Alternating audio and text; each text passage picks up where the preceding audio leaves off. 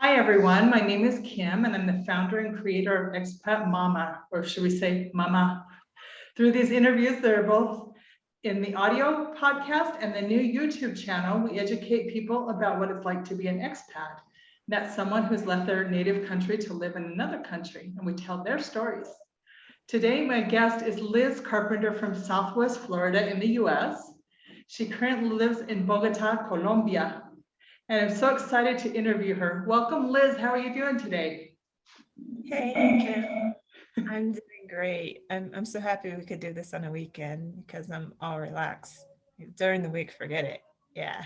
Yeah, I do most of the interviews on the weekend because it is exactly when we're more relaxed and there aren't so many pending commitments calling our name and competing for our time. So let's start with your origins. Tell us a little bit about where you're from, where you grew up, and what your upbringing was like. Okay. So like you said, I grew up in Southwest Florida. So I have family in New York. We were there for a little bit when I was younger. So they kind of make fun of our accent. Floridian, yeah.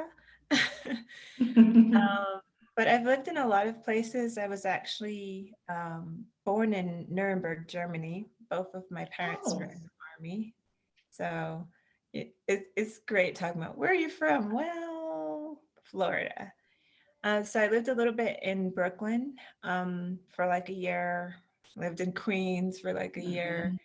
mhm. I lived in Flagstaff for like a year, Dixon, Missouri. And Tulsa was the latest one, about 3 years in Tulsa. I was going to school out there.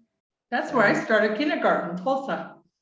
kindergarten. You mean where Yeah, you went to kindergarten or I like, went to kindergarten in Tulsa, Oklahoma. So, oh, you yeah. don't sound like a Oh, Oklahoman. no, we didn't live there long enough. I'm from Utah. Oh, So, okay. yeah, Well, I can't even detect an accent, so that's not cool. anymore. Not anymore. Um, I briefly lived in the Grand Canyon working there and also Mount Rushmore because that's Mhm. my drive, like meeting other people from other countries. I've always wanted to do that. So they definitely have international communities working at those places if you've ever been. I've been to both the Grand Canyon and Mount Rushmore, definitely. Yeah. So when you were in those areas, were you doing seasonal work? Yeah, it was just a summer job. Summer job, And yeah. so working in the Mount Rushmore gift store was awesome. I got to learn a bunch of names of different precious stones. So they trusted Mm. me to work in, the area with the higher price stuff. And I I'm just detail oriented. I love that kind of stuff. Grand Canyon, I was working in the warehouse with a bunch of dudes. Oh, no. It turned out fine. Like my manager was a lady, but she was like a really tough lady. Mhm. And she mostly had me like cleaning up and packaging like vases to ship them to people when they ordered them from the gift shop. So I wasn't doing heavy labor or anything. I can't do Mhm. heavy labor. No. Oh, Uh, that's neat. Well, I'm sure our listeners can't wait to hear what you're about. What's the story? This is what we want to get into of how you decided to relocate to Colombia. yeah. So this is like my family's worst nightmare, right? So I met a guy on Facebook. Oh, okay. uh, he contacted me after I had done a Facebook Live because around the time when Facebook Lives were just picking up, it was like a new thing. I was like, oh Mhm. yeah, I'm gonna do Facebook Lives and I'm gonna teach people things and I'm gonna build my business. So I did a Facebook Live and I was teaching on like some of the tools that I use to organize my week and like Hal Elrod. I don't know if you've ever heard of him. Like Who? Hal Elrod wrote the book The Miracle Morning, and now it's like a big international seller. But he was one of my mentors when I was in sales. So I was like, when he wrote the book, I was on that. So I was teaching about his Nice. thing. I was also teaching about the warrior system for planning the week.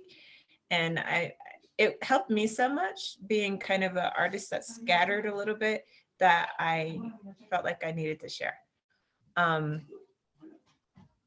And so right after I did the live, this young man contacts me and I was like, I don't know if I want to respond.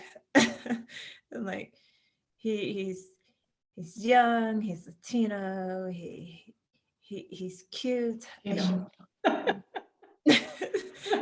Because I've had that happen before, you know. I don't know if you every day I get contacted from who knows how they found us. It's rough. Yeah. You get, and some people are gonna hate me for saying this, but you get the Nigerians that are like, hello, marry me, and you're like, I don't think I want to talk to you.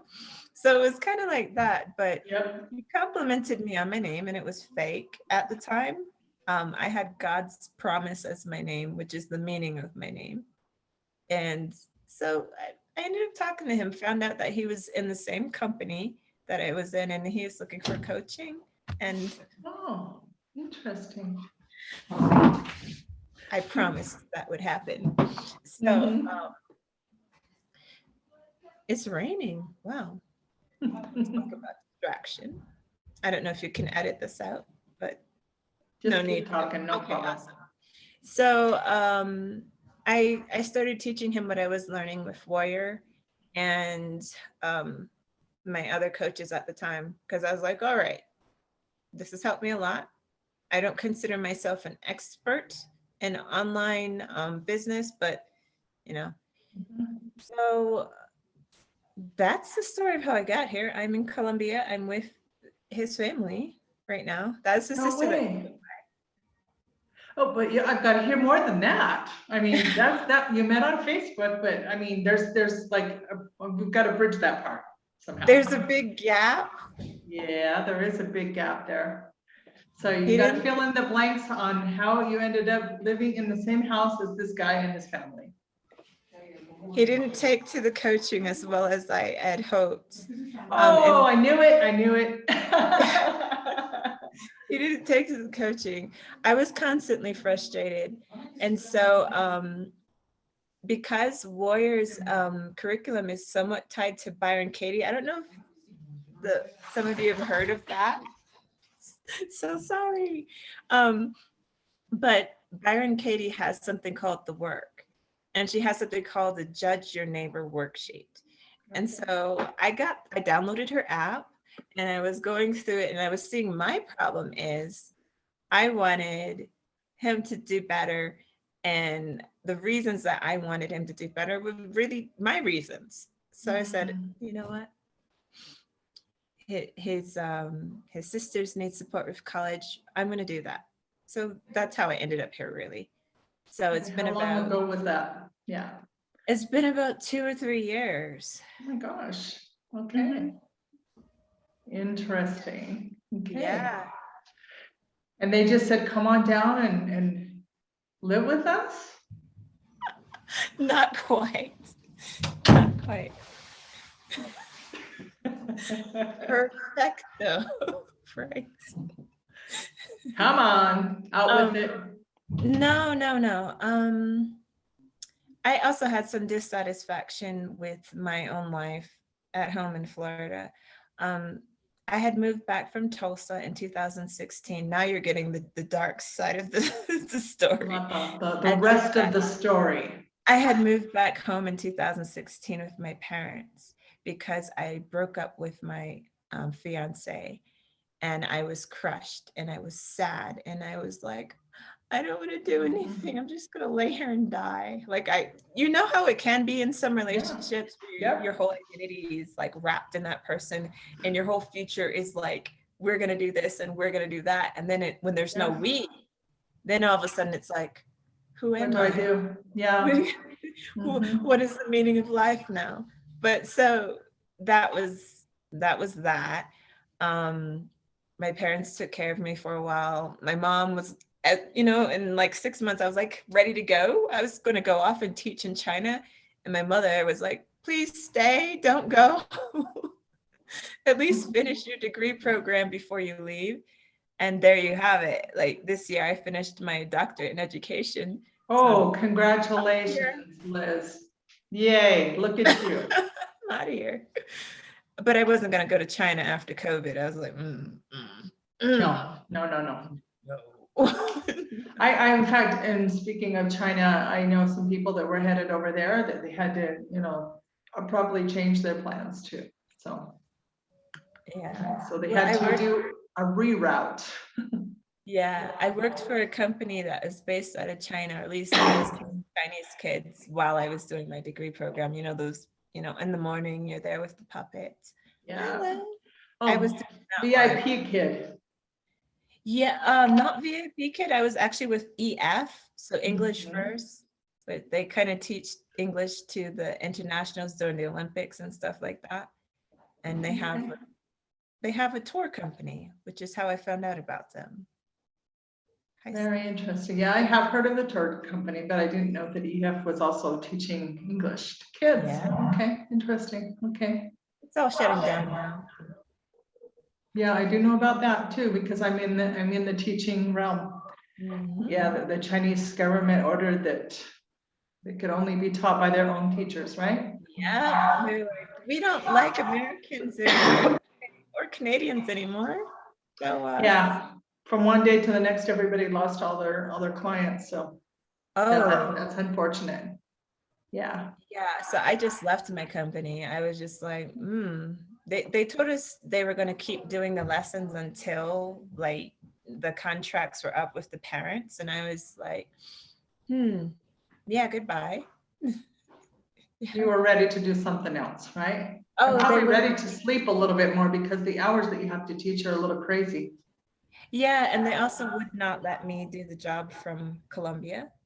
Oh, You have to be based in the US. And I kept asking why, and I kept asking why, and they couldn't give me a legitimate reason.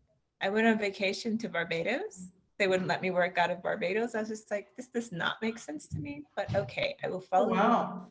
They could actually tell that you were in Barbados, or you told them? No, I told them, and I had asked them, and unfortunately I have like, what is it called? Guilt or morals or one of those things. Because I definitely use a VPN and could have lied about it, but I just didn't.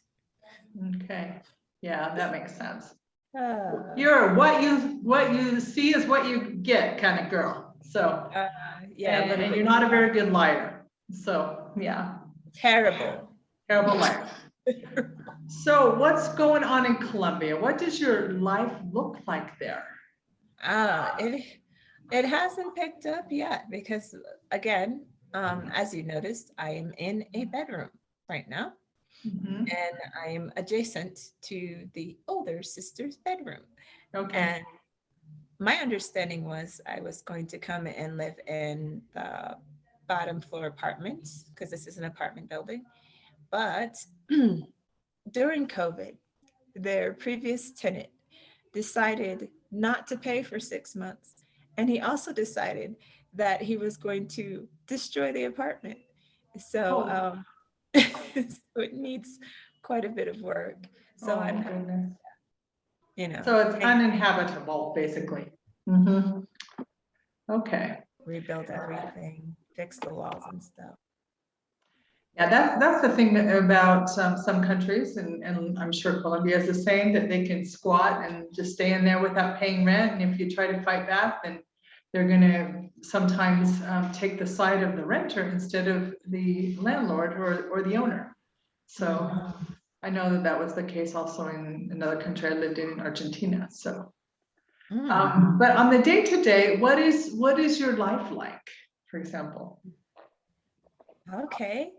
Well, I have my warrior routine, which I was just like really excited to share about that. But Yes, I let's share that. you want me to talk about my routine? Yeah. Sure. Okay, so the warrior routine is called Core 4. If any of y'all are familiar with ClickFunnels, the trainer for Warrior speaks at ClickFunnels Live every year. So he talks about Core 4. Core 4 is taking care of your body by drinking a green smoothie and doing some sort of exercise. So there's body, there's being, where you meditate and you journal. balance where you share love, honor, and appreciation for two loved ones, or like your husband, kids, for people who are married. And then the last one is business, where you're studying a specific skill in your business, and then you're also journaling about how you can apply that to your business as soon as possible instead of forgetting it. So that's Mhm. Warrior Core 4. Okay. Then I move into, like, right now, I'm Mhm. working course. And I I'm just going to share my teacher. Her name is Danielle Leslie. She's easy to find on Instagram. I bought But her course from oh yeah, scratch. Yes, I'm very familiar with Danielle Leslie. she's Yes. so fresh and positive and awesome. Yes. I'm on my third course launch because my first two was not aligned with who I was. So now I am working on a course for poets to teach them how to be influencers and spoken word artists, because I've been the quiet poetry reader girl for the longest time. And then I studied speaking. So here we are, right? Good for you. Good for Yeah. you. Now, Danielle is absolutely fabulous. Yeah. Yeah. Yeah. Yay, pharmacy I'm professor. she was the first big course that I invested in myself, and I bought that. Yeah. Yeah. We have to talk some more about that later. Absolutely. We need to talk about it. It's one of the best courses out there, by the way. Oh yeah. I wish she would set up some kind of affiliate program because I would be their best salesperson. Honestly, I think it's one of the better, if not the best course out there I've seen. I Yeah. can tell she uses advisors for that kind of thing. So she's just Mhm. not gone there yet. But I think she probably will, because she's a ClickFunnels student. And Mhm. Russell recommends that. Yeah. Yeah, she does very well for herself. Very, very well. Mhm. Okay, what else? What else that I haven't talked to you about? So what do you do as far as like I see, for example, I don't want to overlook anything here, sir. Your purpose here is threefold. Mhm. Hearing the reasons why you're in Colombia. You say number one is to become fluent in Spanish, so you can share Wake Up Warrior tools with the people here. So how's that going? How's the Spanish So going? there's a really cool guy that contacted me in one of the Facebook expat groups for Bogota. And like yesterday, we had our first intercambio language exchange thing where you speak half Mhm. the time in one language and half the time in the other. So I'm making progress. I had other intentions, like to listen to the Rosetta Stone audios nonstop, and to log into podcasts and websites, but I haven't done those. It's a lot more fun talking to and a cute young guy. He's like 21, and I'm Ah, like, whoa, older than him, but it's still fun. So I'm working on that. but excuse me, where you're at? Do they speak English to you? Uh, no, but this Okay. you're gonna love this. You're gonna Okay. love it. So because their Spanish is so rapid in Colombia, like they speak so quickly, Yep, they do. it it causes frustration for them when I'm like, can you say that again? Okay, wait, can you read it into the Google Translator? Oh no. And that's how it's been. I Oh. had this inflated sense of, oh, I'm going to be there and it's going to be so easy because I studied Spanish for like 6, 7 years. Who knows? No. It's been Listen, work. I am fluent in Spanish. I speak Argentine Spanish. I lived down there for almost 18 years. Oh my But God. like I said, we went to Medellin about almost 3 years ago. And none of my sons or I could understand anything except gracias. And the Colombian people were so nice to us, and they would try to speak. They're just so hospitable and so service oriented. You get out of your cab and they're like, oh yeah, there's a foreigner right there. They're probably American. I can't pass for anything else. Um, And so they start speaking to you in English, but as soon as they go into Colombian, I'm lost. So as soon as we loved that trip. It was our favorite vacation, hands down, bar none. It was that place was the bomb, and we loved it. And we were just like, we've got to learn this dialect. So we got on Netflix and we started learning. For example, we started watching telenovelas, which are soap operas. I know you know what that is, but other people may not know what it is. So Colombian ones. So from that point on, I think we're doing a lot better now. We've watched quite a few shows on Netflix. I just finished up La Esclava Blanca, the White Slave. Just finished that up 2 days ago. And we've been watching Queen of Flow. We've been watching, I don't know, several things. Pablo Escobar, we had to find out about that story, of course. And I think we can actually, I think we'll be able to communicate much better with Colombians from this point on. So I get you. I get you. It's a different thing. It's a whole different dialect that probably nobody's ever taught you in the US. Colombian Spanish, forget it. What's that?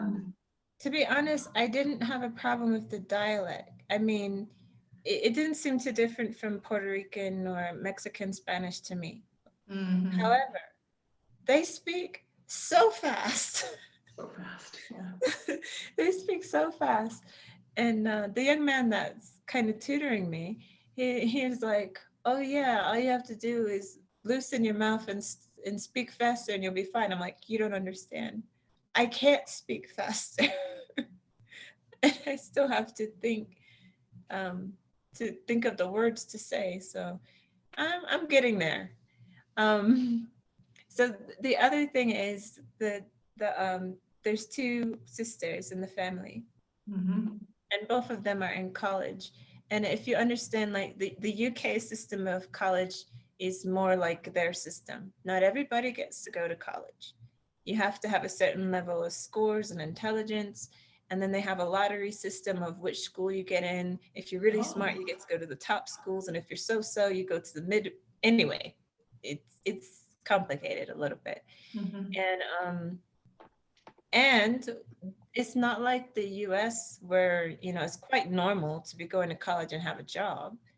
No, like the UK system, it takes all of you to be a student. You have to actually That's your job. It's your everything. It's your world. You can't have a part-time job because of the educational demands that are placed on you. Yeah.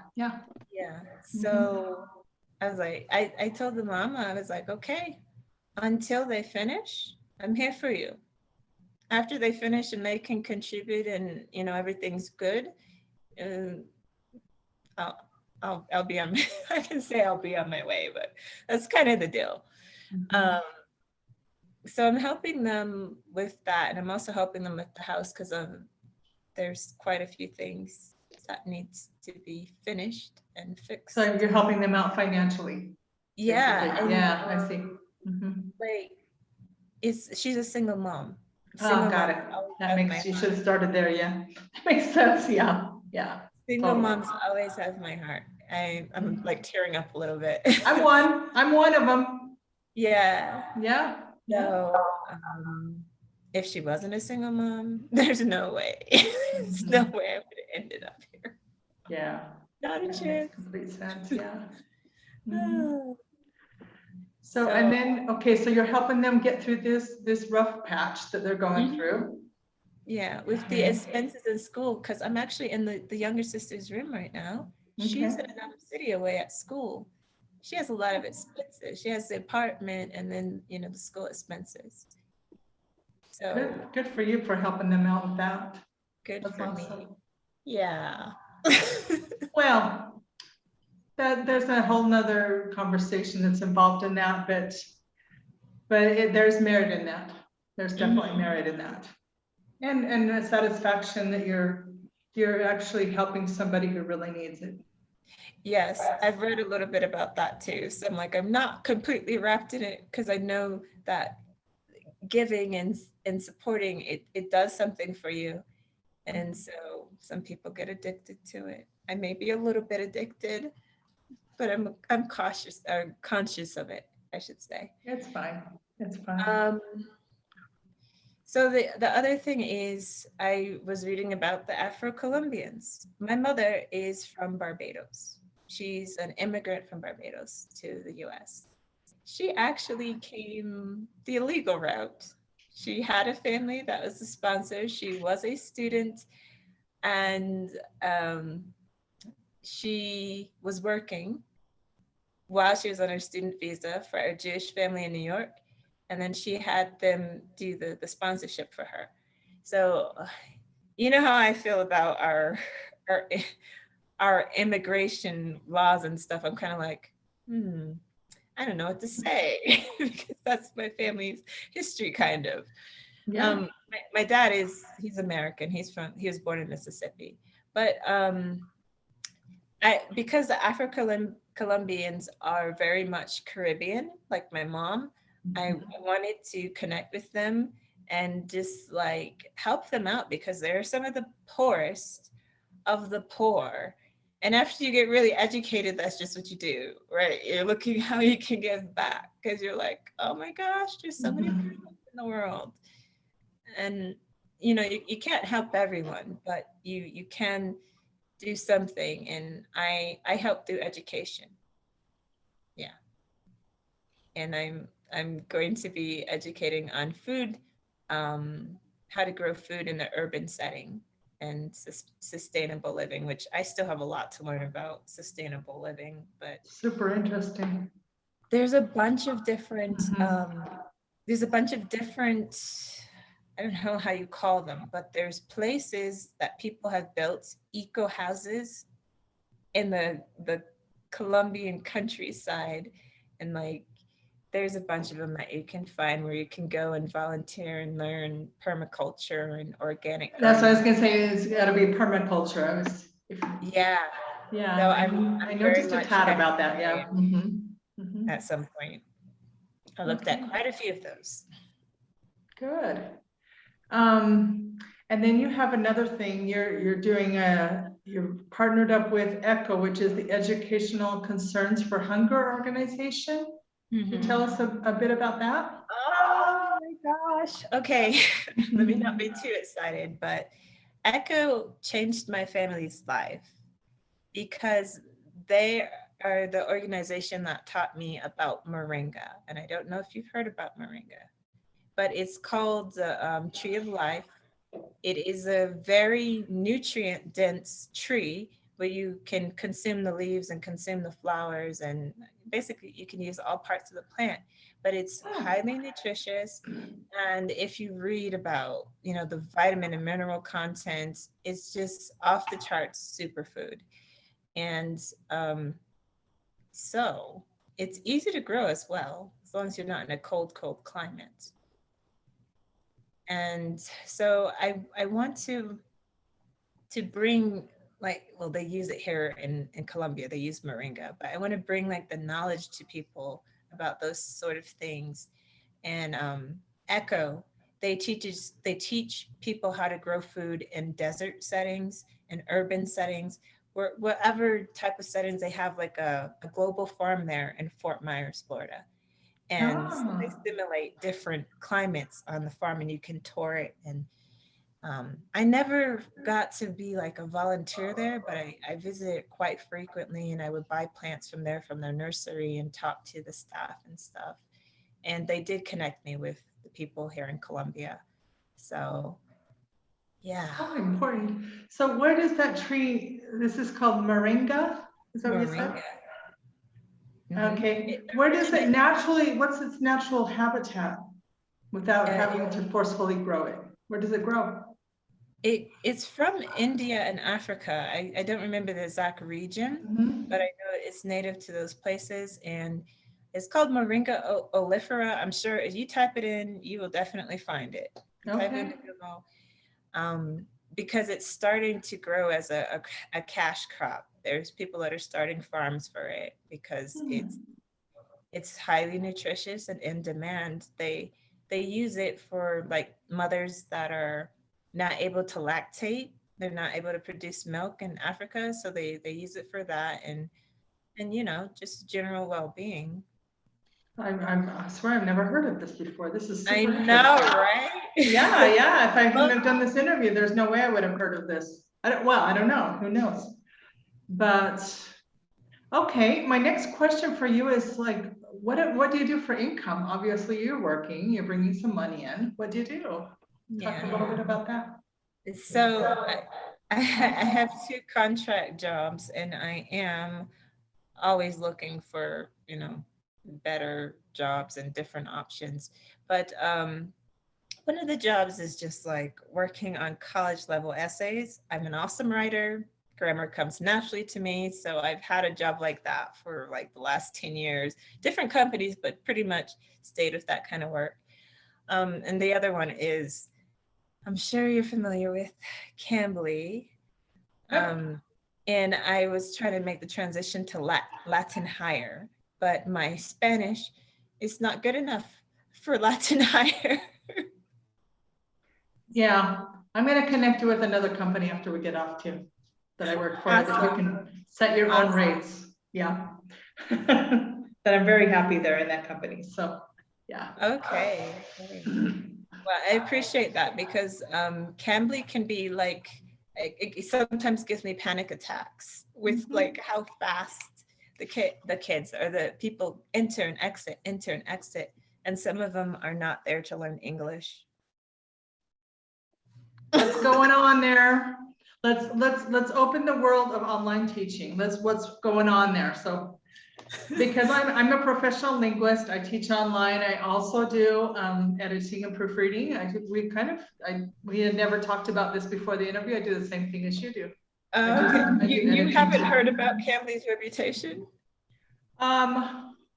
Maybe you go ahead and shed some light on that. Okay. So you brought it up, so you're the one who has to talk about it now. This has not happened to me personally. I'll say that. Okay. But Cambly has a reputation for Middle Eastern men, usually, coming on camera and masturbating. Oh, holy hell. And so I'm in the Facebook group, and I hear goodness. I see the posts of the ladies complaining about this, and I'm just like, I really don't want to deal with that. Well, it's a good thing that I obviously am not attractive enough or whatever. So that's never happened. No, that isn't what it's about. That it isn't about you being attractive or not. It's just they do what they want to do. That's all there is to it. Yeah. I've had legit students the entire time, but I did have some that are pretty, they're bossy. Yes. They're like, you are talking too much. This is my time. Like I had a Middle Eastern guy say that to me, and I was just like, if only you knew. Well, it's a misogynistic culture, that's what they've been brought up, is that the man is the superior one. I deal with people in the Middle East. I know what it's like. I actually I decided that I was going to learn Arabic, and I had to weed through about 10 Arabs. So I finally found a girl that I like in Egypt, a girl. And I decided Arabic wasn't for me anyway, but I just couldn't even get past the alphabet. It was just too hard. But what really was hard was dealing with what you're telling me. They just don't know how to treat women very well. Truth comes out. You think that there would be some change in these later years, but it's still, misogynistic culture is still very strong there. And so I after one guy, I just said, I can't, I'm sorry, you made me feel bad about myself in the class, and I won't continue with you. Just told them straight out. Yeah, I only had experiences with like Arab men and traveling through Israel. And oh my gosh, no. And I was sexually assaulted when I was in Israel by a young Arab guy. He was giving camel rides to tourists, like photos and camel rides. So you would think everything was fine. I was there with a group. I was not by myself. I was literally on the camel with another girl, and he's still. So I was just like, they have no respect. And I know we don't want to generalize and throw everybody in, the same bucket, but I was just like, oh no. I explored teaching in Arab countries, but like that kind of thing, that kept me away. And it's unacceptable. And where are you going to go? Who you're going to complain to? There's not a whole lot that you can do when that happens, unfortunately, that I know of. Yeah. Sorry that happened to you. Oh, goodness. Yeah. So you just got your doctorate in higher ed. Okay. Yeah. Working on the Warrior Poet. You're doing editing. You're doing some teaching online. You'd like to not do so much of that on Cambly, I guess. What about any hobbies or interests that you have, and maybe some free time that you have? So I know it's probably already come out a little bit, but I'm obsessed with natural health and healing, energy medicine, anything and everything under the topic of alternative medicine and natural health. And so I studied that. Like, I bought a few Reiki courses. The latest thing I was looking at, Udemy, I was looking at. Oh, yes. Reflexology courses, because I had some really cool reflexology massages in Taiwan. And oh my gosh, like, if you don't know, reflexology is amazing. It's not hokey or they try to make it seem like it's just like in people's heads. I'm like, I was in there. It helped me. My all overall the organs and everything are located in the feet. Yes, it's super interesting. Yeah, and so one of my goals here is to build a garden on the rooftop here, and I decided that I'm not going to build it myself, because I've been looking at trying to like import the supplies from different places that build those little plastic hydroponics things. I've consulted with like the ones that build it for cheap for Africa, and I'm like, the import taxes are horrendous, where it just does not make any sense. So now I know it's going to cost me $5 to $10 grand to put aquaponics system, rooftop garden up there.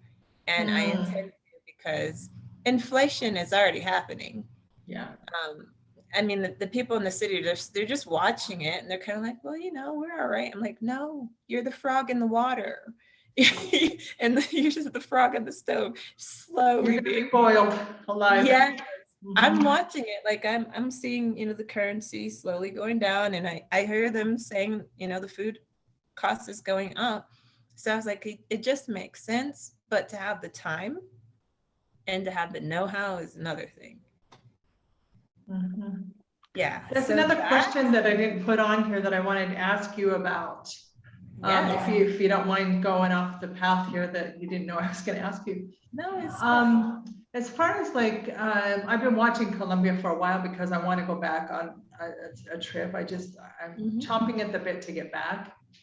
What are travel restrictions right now? Like, what is it? Is it constantly changing? What's going on as far as like getting into Colombia as a traveler? Okay, first of all, I am anti-vax. I'm just gonna wear that label. And so I got down here as fast as I could, because right now they don't have any restrictions. They need tourism. So like the countries like Mexico, you can go there and you don't need COVID tests. You just have to fill out the health form that you don't have the symptoms. So no COVID tests, fill out the health form, and you can come. That's not what I read, but I'm so glad to hear that. Well, look again at the Colombian embassy thing, because seriously, I came there, I was not letting another person stick one of those things up my nose. I went through torture going to Barbados because our PCR tests weren't soon enough or close enough to the 72-hour deadline. It was like one day over. Oh, goodness. Torture. So you're saying that as a traveler, vaccines are not required to get into Colombia right now? Exactly. However, I knew there was a but. Yeah. you need a test. You need a negative COVID test. So Yeah, yeah. that's just what it is. That's almost I, everywhere. I Mhm. fully expect that they're going to, require the vaccine passport for everyone soon. So that's Mhm. another reason why I was like, I don't want to be in the US. um, and what's remarkable as well is most of the Colombian people, they're still connected to the earth, where they're seeking out natural alternatives instead of a vaccine to recover from COVID. I was reading about that just today, and I was Good. like, go Colombians, Yes. like build up your immune system. Yes. Mhm. Um, but yeah, there's so many political things, like tangents I could go off on, but Oh I'm yeah, just we're not gonna go there. I'm just wondering because my boys were like, Mom, when can we go back to Colombia? I really, and my son is planning on getting married this next year. And he's like, I want to go on my honeymoon to Colombia. And I said, well, from what I can see, it looks like you're gonna have to get the vaccine before you go and stuff like that. And he's like, oh, Mom. I'm like, I'm dying to go back too. I really want to go back. And By the way, you yes. didn't hear this from me. If you look hard enough, there are people willing to help you with that without jabbing you. Yeah, I know. I know what you're talking about. Let's just not make it that public, but yeah, it's true. Yeah. Yeah, Yeah. there's always a back door that you can go through, They so, created a black market overnight. yeah, for sure. Well, if the price is right, that is. Now, Uh, what else do you want to say that maybe we haven't discussed in this interview? Because this is all about you. We haven't specifically talked about Colombia at all. yeah, What's the 'cause culture I don't know like? Colombia well yet. Um, I mean, I got to see the touristy place, but it's like, hey, buy this, buy that, buy this, buy that. And I'm like, I want some fruit. That's it. I don't want t-shirts. I don't want little knickknacks. I'm not planning on, buying a bunch of stuff and taking it home. It's like so Mhm. it was nice to see different places, but I was still kind of like, I'm not buying a bunch of stuff that's just because I'm here. Like I'm thinking long term. So yeah. Um I was talking about the water. So this is connected to my health freak thing. And I wear that label proudly. People call me a health freak. I'm like, yes, I am. um, the first couple of days, I got they call it Montezuma's revenge in Mexico, right? Montezuma's a revenge. Yep. Gotcha. Separate a little bit of problems the first couple of days. And I realized I cannot drink the tap water. I jumped into the Facebook group and I was like, hey, can I drink the water? Some people are like, no, absolutely not. And some people are like, yeah, it's fine. But for me, I think because of how I was eating in Florida, which is try to be as organic as possible, reverse osmosis water, just eating very clean. And then coming here, and I'm like, there's a lot of chlorine in this water. It'll probably be fine. But it wasn't. It wasn't, your body said, no, I don't want that. Okay. I literally feel a real dip in my energy and a real dip in my mood when I drink the water. And I'm Okay. very energy sensitive. So I was like, I'm not doing that to myself. So I buy the bottled water, but it also prompted something for me yesterday. So I'm sure you probably haven't heard of this either.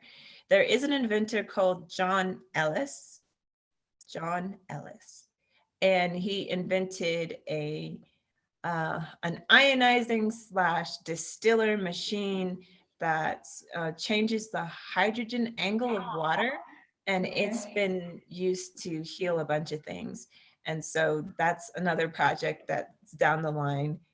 Get the John Ellis machine, ship it here, start helping people heal from stuff in the community, because it's literally sold on eBay for like $100 a gallon, this water, after it's been put through a machine. Oh my goodness. That's hardly People are selling affordable. it for $100. eBay. I kid you not, you can go and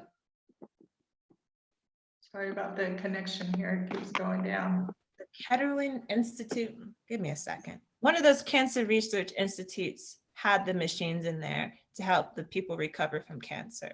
And all of this, is the natural health people know about all this stuff. And like the mainstream people are like, yeah, let's get some radiation. I'm like, So it sounds like they're taking full advantage of that. $100 a gallon. Oh my goodness. yeah. That's crazy. Yeah, it is. It is. Huh. What else would you like to include in this interview that I haven't asked you about, maybe? Yeah. So if you are an expat in Colombia or you're coming here, hit me up, please. Like, I want to go hiking. I'm in the mountains, and like the mountains are calling to me, but I'm with a family that they work, go to school, they work, and I'm like, they're too busy. They're too busy to go out with you. So you're looking for activity partners to look you up. How can people find you, by the way, if they're there? Yeah, so at Make Today Extraordinary on Instagram. And I realized I messed up with like, it's so long. At Make Today Extraordinary on Instagram. Help Make Today Extraordinary? Make Today Extraordinary. Make Today Extraordinary on Instagram. Okay. Yeah, and then Lis Carpenter Poetry on Facebook. That's a business page. So I'm sharing my poetry and different thoughts there. I've been lately a little bit more consistent with updating that. And that's Lis with an S instead of a Z. Partners, people who are in Bogota, hit me up. I actually jumped on like dating app Match.com Colombia just to find people to hang out with. They could hang out. So you don't have much of a social circle, and maybe when people hear this, they'll be like, I want to hang out with her.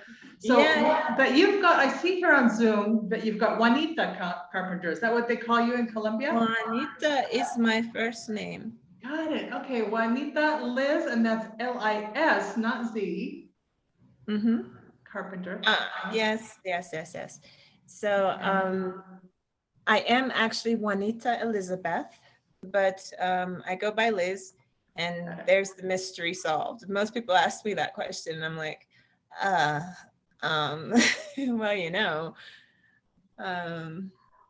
so that's how people can contact you. That's awesome. Okay. So the very last thing, I'm just looking through our questionnaire here. I see that you have a podcast. Yeah. Are you still doing that? Yeah, so that is like the warrior thing, and I'm wearing a warrior t-shirt. Oh, there you go. You see it? Creators, not takers. Yes. I could get on board with something like that. I love it. I've bought every single t-shirt that they've come out with. Like I'm really, really excited about my warrior tribe.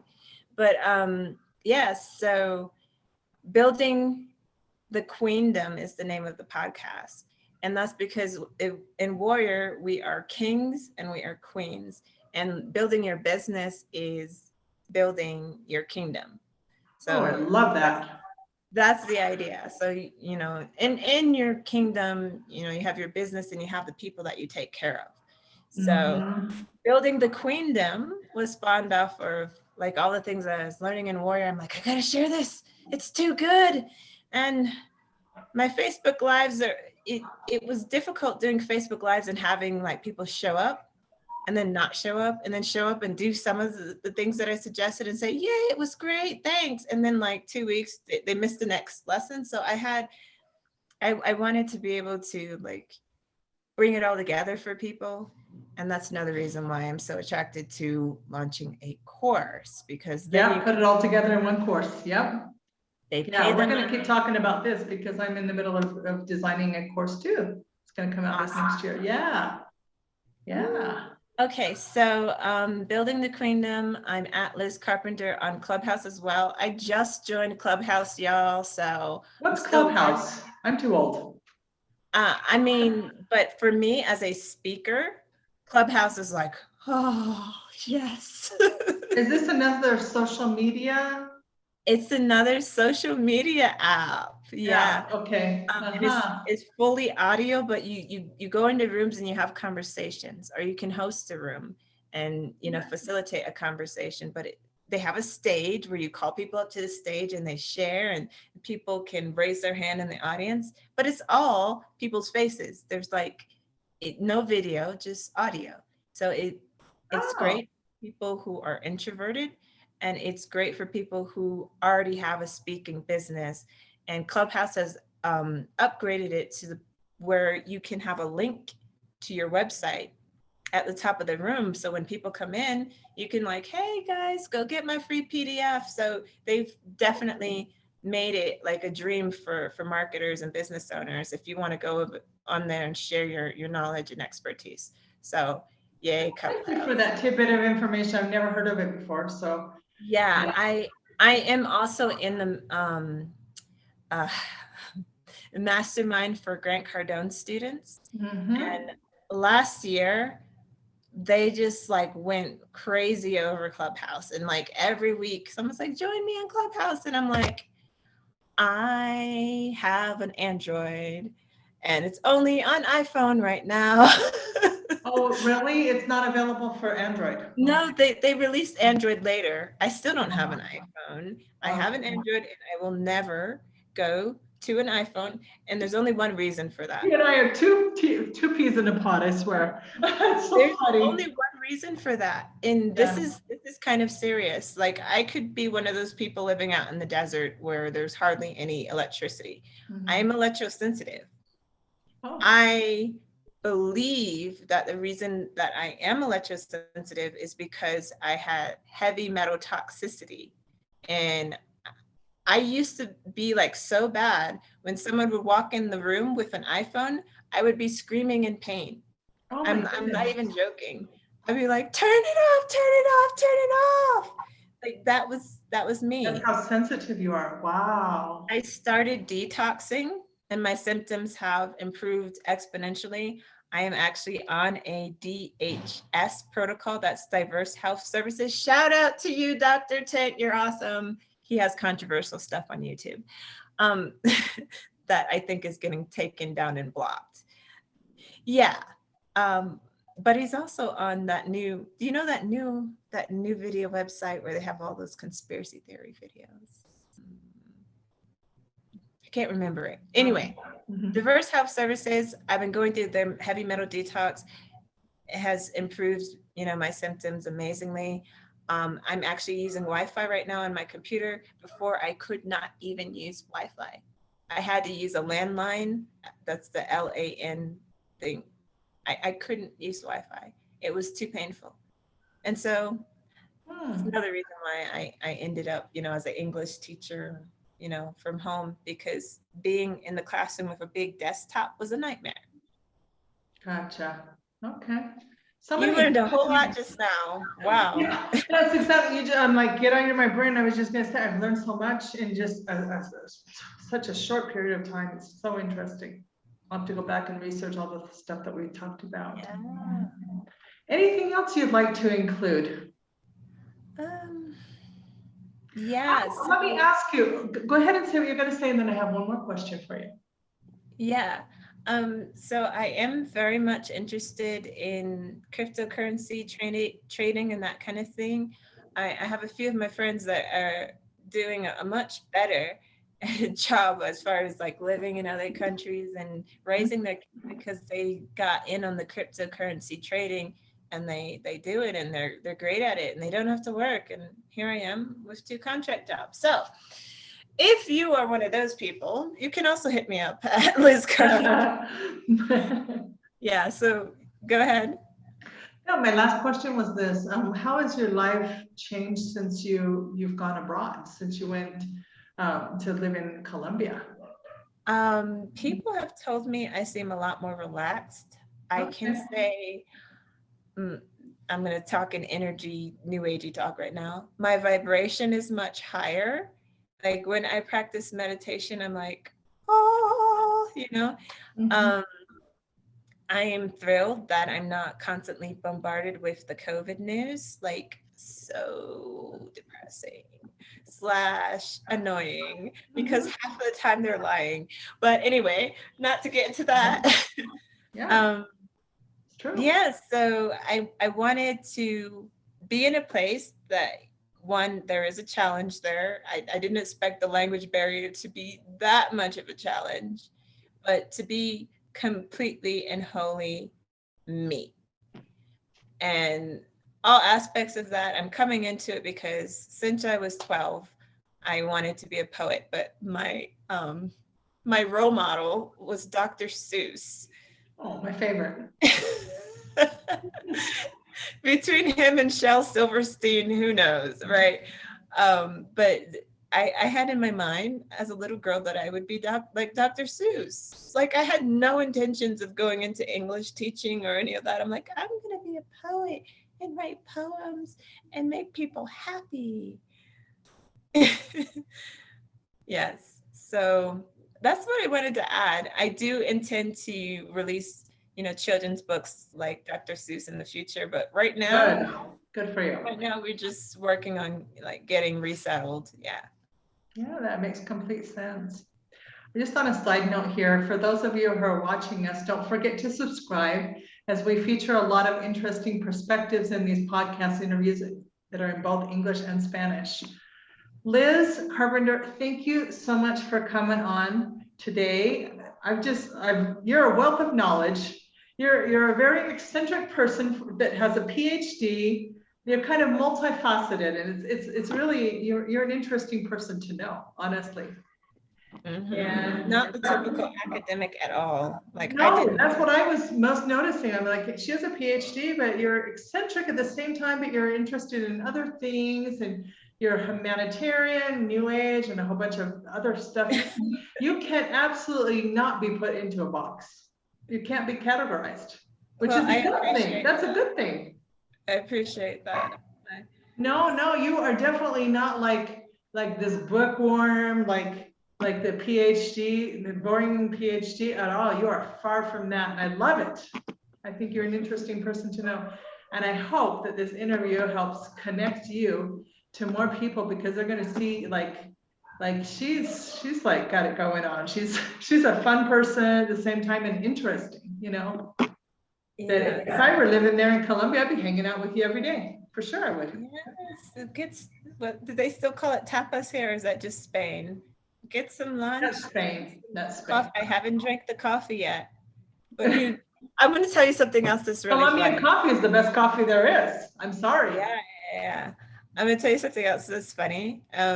Pretty much all of their brands, like I was looking, the coffee, the different coffee mugs, like everywhere is Corona.